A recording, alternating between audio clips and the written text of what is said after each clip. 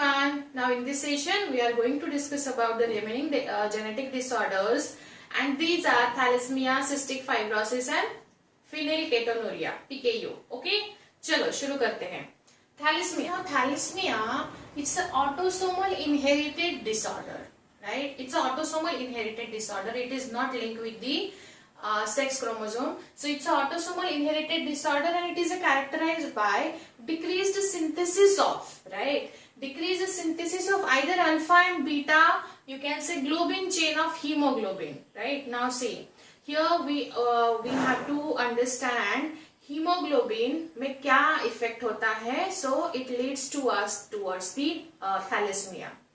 So now see, thalassemia अगर आप देखोगे तो ये थोड़ा सा अनेमिया, जैसे अनेमिक इंसान होता है, अनेमिक जो इंडिविजुअल होता है, अनेमिया इट मीन्स थोड़ा सा लाइक आरबीसी में थोड़ा सा चेंज हो जाता है, डिस्ट्रक्शन हो जाता है, या फिर सिकल सेल अनीमिया भी हमने देखा है, सेल का आरबीसी का स्ट्रक्चर चेंज हो जाता है.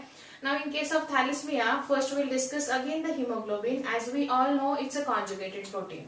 So hemoglobin ये conjugated protein है. It's a conjugated protein and it has A and B chain, right? It has A and B chain, and these A and B chain respectively has alpha and you can say beta chains. इनके पास दोनों के पास alpha and beta chains होती है. Now here we have to understand, because it's an autosomal inherited disorder, so हम यहाँ X and Y की बात नहीं करेंगे, rather than हम वो 22 pairs की बात करेंगे. उसमें से 22 pair में से कहाँ faulty gene available है और वो thalassemia cause करता है, ये हम देखेंगे यहाँ. So now alpha and beta globin chain. So alpha globin chain is coded by a gene which is situated on chromosome number 16.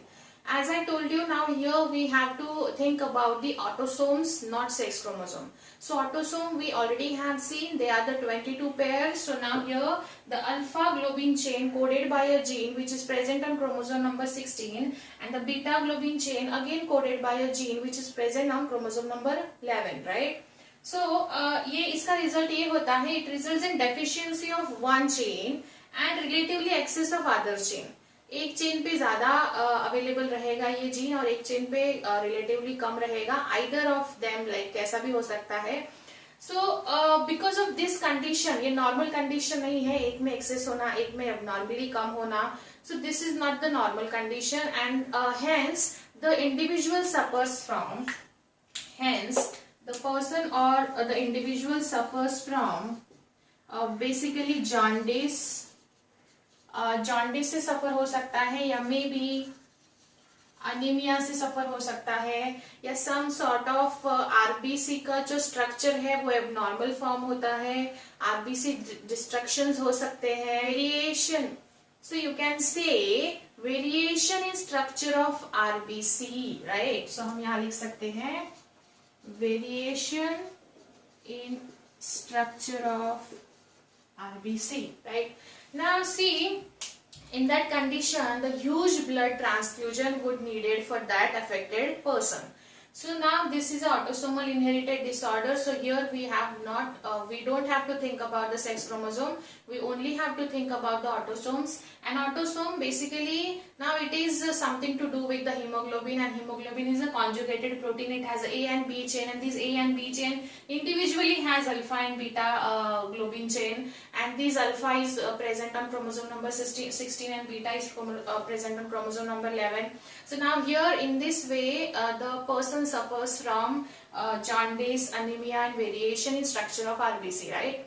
So this is about the thalassemia. It's again a genetic disorder.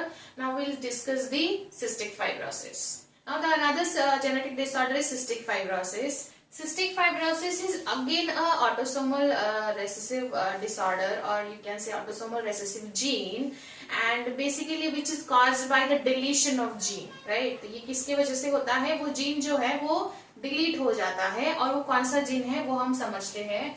So वो because of this gene gets deleted. अगर वो delete हो चुका है, जैसे हमने sickle cell anaemia में पढ़ा है, वो रिप्लेस हुआ था वहां, सो यहाँ डिलीट हो जाता है, एंड डिलीट होने के बाद there is a certain glycoprotein which gets accumulated. वो ग्लाइकोप्रोटीन जो है which gets accumulated, and which is actually deposited. ये डिपॉजिट होता रहता है, which is actually deposited. कहाँ डिपॉजिट होता है? ये basically deposited at the site of liver, pancreas, pancreas के बाद रेस्पिरेटरी ट्रैक मतलब आपने we have seen the respiratory system in 11th standard. So respiratory tract में अगर हम आपको थोड़ा बहुत अभी याद होगा, so this is the you can say trachea and these are bronchus, और ये bronchus फिर आगे जाके प्राइमरी ब्रोंकाई, सेकेंडरी एंड फिर ब्रोंक्यूल्स में कन्वर्ट होते हैं and finally the alveoli which is the balloon shaped structure.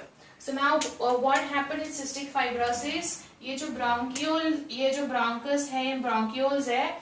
So अगर ये this is, let's take an example, ये हमारा ओपनिंग है, ये ब्रोंक्यूल ट्रैकिया यहाँ का. तो इसके अंदर छोटे छोटे सीलियाज होते हैं यहाँ. So ये सीलियाज क्या करते हैं? They are just moving the material from here to there, like वो डस्ट पार्टिकल को ट्रैप करेंगे, वो गैसेस का एक्सचेंज स्मूथली करते हैं एंड इस पे ना ये हमेशा ऐसे मूव करते रहेंगे. और यहाँ क्या होता है, यहाँ म्यूकस थोड़ा सा बिल्ड रहता है. Because of this deletion of gene ये जो है यहाँ बहुत ज्यादा म्यूकस फिल हो जाता है. ये बहुत ज्यादा म्यूकस ऐसे फिल हो जाएगा एंड ये म्यूकस फिल हो जाता है, इसीलिए वो सीलिया जो है वो भी मूव नहीं कर पाता है because of the huge deposition of mucus in the respiratory airways, respiratory tract, pancreas and liver. तो यहाँ ज्यादा इफेक्ट होता है उसका. So इसीलिए ये जो है इसका ये जो ल्यूमेन है ये थिक हो जाता है. सपोज लेट से पहले इतना म्यूकस था, उसके बाद में इतना पूरा फिल हो गया. So ultimately the area for this exchange of gases gets decreased. और फिर क्या होता है, ब्रीदिंग में दिक्कत होती है, फिर अगेन ब्रीदिंग में दिक्कत होता है, कफ हो जाता है एंड बेसिकली इसमें और एक चीज होती है विच इज एक्चुअली इसमें क्लोराइड आयन जो है, chloride ion across the plasma membrane अच्छे से ट्रांसफर नहीं हो पाते हैं.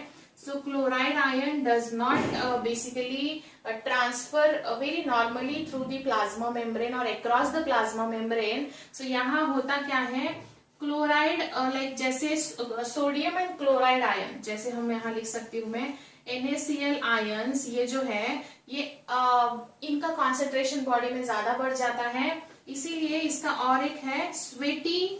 जब आपको स्वेट होगा तो वो स्वेट में आपको NaCl का कॉन्सेंट्रेशन ज्यादा मिलेगा.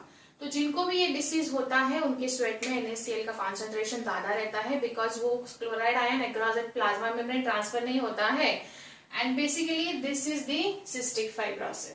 Now here we'll discuss the phenylketonuria and which is also called as PKU. Short form भी पूछा जा सकता है आपको एग्जाम में. Now it is also autosomal recessive disorder. Again here we have to think of autosomes or we don't have to think in terms of sex chromosome. So now here it is caused by due to absence of some kind of sort of enzyme. और enzyme कौन सा है? The enzyme is phenylalanine hydroxylase. ये enzyme normal individual के पास present रहता है body में, लेकिन the person is suffering from this PKU इनके बॉडी में ये नहीं रहता है. सो ये एंजाइम नहीं होने से देखो क्या होता है. First will find out the role of this phenylalanine hydroxylase, right. So now this enzyme is present in normal individual, as I told you, ये normal individual में present रहता है. So ये क्या करता है, phenylalanine का conversion टायरोसिन में करता है and ये सब कुछ अमाइनो एसिड्स है. मतलब ये हम ऑलरेडी पढ़ चुके हैं अमाइनो एसिड बायोमोलिक्यूल्स चैप्टर में. So ये phenylalanine hydroxylase क्या करता है, ये phenylalanine का conversion टायरोसिन में करता है, राइट. बट देन अगर ये एब्सेंट ही है, ये एंजाइम जो पर्सन को ये हुआ है उनके बॉडी में ये एब्सेंट रहता है, तो क्या होता है, फिर इसका कन्वर्जन नहीं होगा. मतलब the phenylalanine hydroxylase is absent and because of this absence this phenylalanine cannot be converted into the tyrosine, right. फिर अभी टायरोसिन में कन्वर्जन नहीं हो रहा है तो फिर ये डिपॉजिट होता रहेगा ना. सो इट गेट्स डिपॉजिटेड और ये डिपॉजिट होके हमारे बॉडी में कैसे कन्वर्ट होता है, फिनाइल पाइरुविक एसिड में कन्वर्ट होता है. फिनाइल पायरुविक एसिड में ये कन्वर्ट होता है, right. It gets deposited and converts itself into the phenyl pyruvic acid. Phenyl pyruvic acid में कन्वर्ट जब होता है तो इसका भी तो सैचुरेशन बढ़ता रहेगा, एंड जब इसका सैचुरेशन बढ़ता है तो it has a potential to cause a brain damage, right. So ये क्या कॉज करता है, ये ब्रेन के टिश्यूज को या ब्रेन को डैमेज करता है. सो बेसिकली अगर ब्रेन डैमेज होगा तो अल्टीमेटली पूरा बॉडी पे ही इसका इफेक्ट आएगा. So yes, this is about the फिनाइलकेटोनुरिया.